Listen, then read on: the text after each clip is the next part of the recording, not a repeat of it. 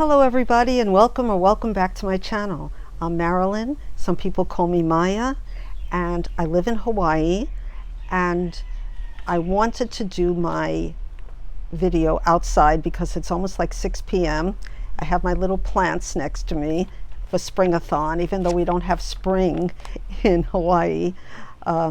We're sort of summer and kind of winter all year round, and I kind of miss the seasons. So I thought I would put a few of my plants out here. I wanted to thank everyone for all of your support for Mental Health May.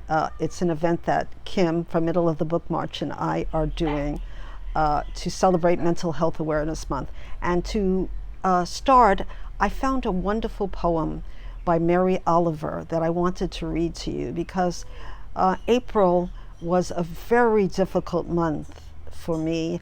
I had a lot of medical tests that came out pretty good, and found a good doctor. I was without a doctor for a while, found a good physical therapist, was without a physical therapist for a while, and going on vacation. So I'm thinking May is going to be wonderful. But I was worrying a lot, which I want to do because of my anxiety disorder.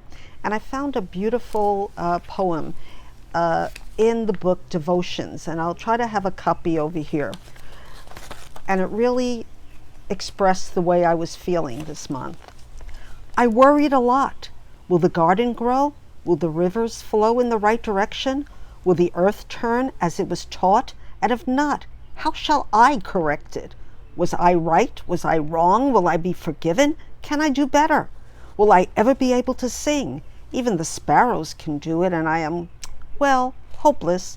Is my eyesight fading, or am I just imagining it? Am I going to get rheumatism, lockjaw, dementia? Finally, I saw that worrying had come to nothing, and gave it up, and took my old body and went out into the morning and sang. And I thought that was a beautiful way of controlling worry, because we really can't. I have an anxiety disorder. We can't really do anything about much. We can do some things, but we can't control everything. And I was trying to control things as I do. And it wasn't working for me. It was just keeping me sleepless and miserable. And by the end of the month, I was really feeling much better, ready for Mental Health May. So I wanted to start Mental Health May. So with that, but now we're talking about April. And April, it seemed everything I was picking up, I was putting down for one reason or another. My mind couldn't concentrate on a lot of the books that I was reading. I wanted to read, since I'm going to Vancouver and Victoria, I was trying to read this book by Lonely Planet, and I couldn't get into it, which is unusual because I usually love to read travel books, especially when I'm traveling. And then Lindy, from Lindy Magpie Reads, of course, told me that a lot of the places, especially the restaurants, are not, because of COVID. This was published in 2019, so it wasn't really applicable anyway, so I didn't feel so bad about it. But I'm going to start with my favorite book that I read in April, and it was a buddy read, and I read it with the wonderful Jack of Spread Book Joy, and today we just talked about our final thoughts on it. And it's Barbara Pym's The Sweet Dove Died, and it was her last book. And I talked about that I was going to read it, and we finished it, and it gave me so much pleasure, this book. I gave it 5 stars because it made me laugh. It kept me engaged when I wasn't in a state of mind to be engaged in reading, and it also made me think. And I love Barbara Pym. So what is it about? And I told you that last time. It's about, we're following a woman named Leonora, and she's a woman who loves beauty. She has this romantic feeling about life, that it should be beautiful and luxurious and nothing bad should ever happen, and we shouldn't really tell our feelings or even be kind to one another. And she does go through some kind of change, and she meets Humphrey and his nephew James, and she becomes besotted, let's say, with James, who's much younger than her. She keeps on talking about how she's an older woman, but really she's only in her early 40s, I think. She might be up to 45, it doesn't really say, but she's definitely not an old woman. But the way she thinks and the way women were treated if they weren't married by a certain age has something to do with the way this book was written, also because it was written in the 70s. So the lives of Humphrey and James Boyce, and James is the younger nephew of Humphrey. He's a seasoned antique dealer, and James is his good-looking nephew, are changed forever when the elegant Leonora, Eyre, just like Jane Eyre, glides into their bustling Bond Street sales room, and delicate as porcelain, cool as ice, an impassioned bid leads her a coveted book and two equally enthralled companions. And this is how the story starts. But of course it's much more complicated than this, is because James is homosexual, as they used to call it, or he's gay in the closet. And he's very confused, and he loves Leonora, but not in the way that she wants to be loved, even though she really doesn't want, let's put it this way, intimate relationship with him. She wants to be his beloved. And, well, he's a young man, and he wants to find someone for maybe a gay man. But we don't know everything when we start. There's also wonderful characters in this book. There's a younger woman that he is dating named Phoebe, and then he meets somebody else. So he has all these three people. There's Ned, who's a gay man from the United States, and there's Phoebe, who is sort of like hippie, and she lives in the country. And then there's Leonora, who he loves because they share this love of beauty. To give an impression of what Leonora is like, she says that there's nothing more satisfying to her to just walk around Harrods department store and feel the lush carpet beneath her feet. So, and she can be quite cruel. And in fact, there's a line that keeps on getting repeated, and it says, "Life is cruel, and we do terrible things to each other." And this line is repeated more than once, and it shows how they do terrible things to each other. And Leonora is cruel, and she does have some sort of metamorphosis through the book, but it's funny. It made me laugh. One quote from it says, let's see. So Humphrey is thinking, and he says, "There was something about the idea of an orphan that brought out the best in Humphrey, the desire to do good without too much personal inconvenience that lurks in most of us." So these are the funny lines, and there's many more that you're going to get from this wonderful book that I recommend highly. So the next book that was a 5-star for me, the beginning was a reread, and I never got through it. It's a Motha Grimes, and believe me, it was pretty bad shape, and now it's worse. I took this everywhere, and I was able to concentrate on this book, where when I first started it, I thought, no, I can't concentrate on this book. It's too many characters, too long, too convoluted. And it is a little bit of all those things. It's almost 400 pages. But I loved it. And if you don't know anything about the Motha Grimes, this is a Richard Jury novel. And he worked with Melrose Plant, and now Melrose Plant is retired and lives in a country village, and he has all these relationships with so many weird and wonderful people. Yes, there were times when I had to go back and say, who is Carol Ann again? Or who is this again? Because we're following both Richard Jury and Melrose Plant, and they're two different places, but they come together. And the story is not the main part of this novel, even though it's a very interesting story about Richard Jury is sort of, he starts following this woman on the bus. He doesn't know why. She keeps on getting on and getting off, and he happens to be on the bus too, and he follows her to Fulham Palace, which I found out from Dee, hi Dee, that it's a real place. And excuse all the noise that we have on my block around this time. Everyone's coming home.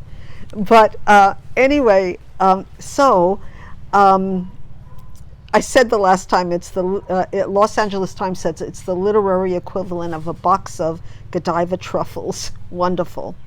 So, as I said, a luminous blonde leaves, reboards, then leaves the double-decker bus Richard Jury is on. He follows her up to the gates of Fulham Palace and goes no further.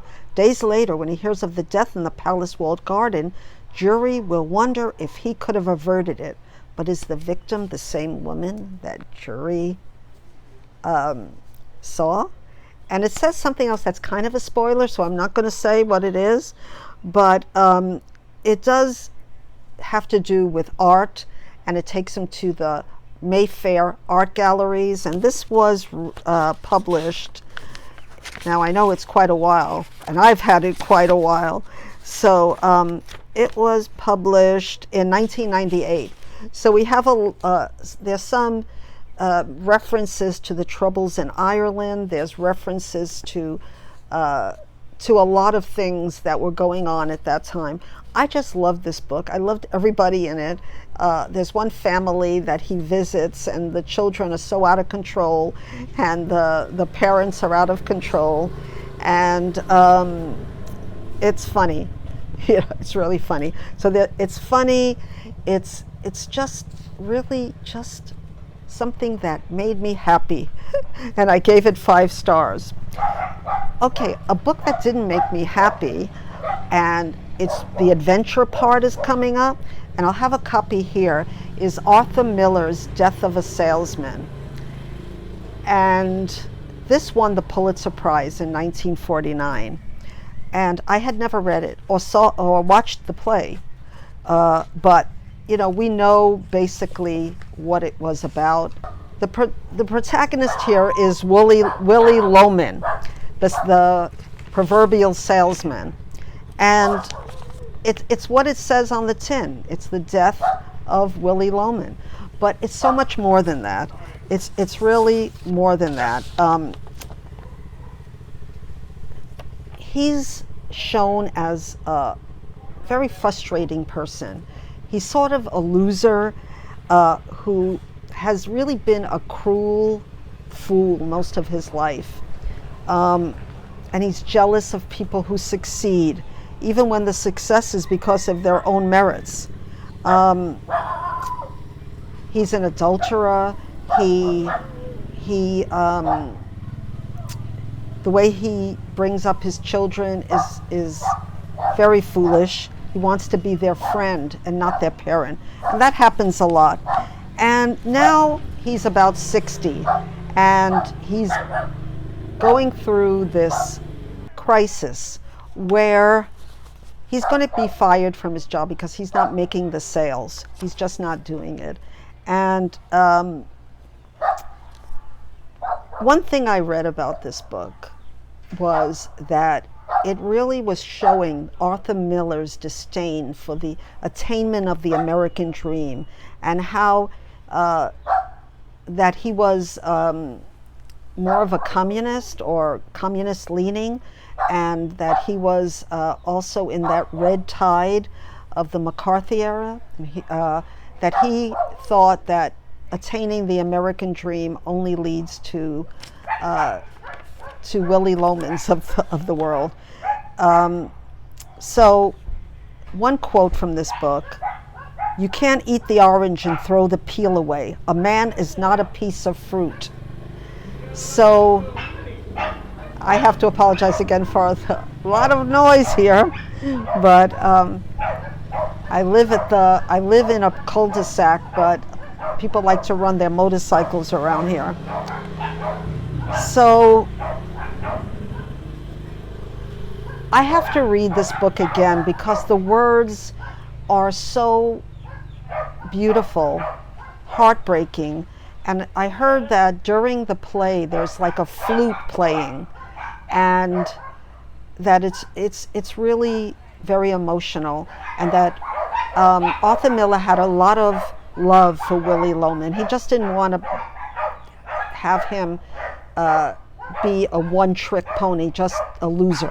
He wanted to say that this is the average person, the average person in America at that time. So yeah, it's getting very noisy here, but I'm gonna soldier on, as they say. For People April, I reread Jackie Kay's Red Dust Road, and I really love this book. It's about a girl and a boy, actually, her and her brother, who were adopted, and her mother was her biological mother and her father met at a dance in Scotland. Her father's from Nigeria, mother was Scottish, and they gave her up for adoption, and she had a wonderful family. She had a wonderful family who loved her, but she didn't realize that she was different, as you can see from the cover. And here's a picture of her and her adopted mother, and I don't know if you can see that, but she's in Scottish dress, and she has a brother too who's pictured here. And Jackie Kay is a poet, and you can tell in this memoir. It's also a very uplifting memoir, despite the sadness in certain parts. And her words are so beautiful. So she wants to meet her biological father, and it sort of runs in a funny way. So I'm going to just read you a little bit. "I've come in search of my birth parents' romance. Nobody wants to be created out of hate or boredom or foolishness or ignorance. I prefer to believe that I've been made out of love. I like to imagine my black father madly in love with my white mother. When I met Elizabeth," she's the biological mother, "for the first time she told me she'd met Jonathan in a ballroom dance hall in Aberdeen. I pictured him then, tall, handsome, sweeping her off her feet, dancing to a tango or a rumba, waltzing into the wee small hours and coming out into the misty romantic fog one winter evening. I could envision her as pale as he was dark. In my imagination, my birth parents were both beautiful. In my mind, I was conceived between the Dee and the Don, a confluence of rivers, the mouth of two rivers." So you can see a little bit about how beautiful the writing is and how beautiful this person is, Jackie Kay. I'm going to read more about her. And her birth parents and her childhood with her brother was so happy that as a little girl, there was a moment that she realizes her skin is a different color from that of her beloved mom and dad. And later in life, and pregnant with her own son, she decides to trace her birth parents. She's also a lesbian, so this is also a LBGT read as well. And Jackie Kay has become a very famous figure in Scotland, and she wrote many books of poetry and other books. One is called The Trumpet that I want to read. So, okay. So then, when I kept on putting things down for People April, I couldn't read this. It was just too sad, Saving the Fragments. It's about a woman coming back from Auschwitz and how she's dealing with living in New York with all those memories. I just couldn't deal with that. I also started for Mental Health May, Mr. Flood's Last Resort. But because of the Irish dialect in it, it was a little bit too difficult for me at the moment.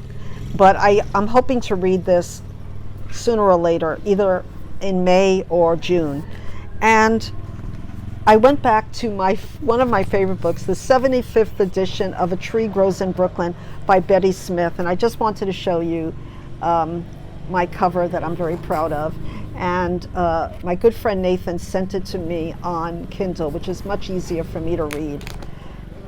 So I don't have to talk much about The Tree Grows in Brooklyn, but I was able to really get into it because it was something that I could get into.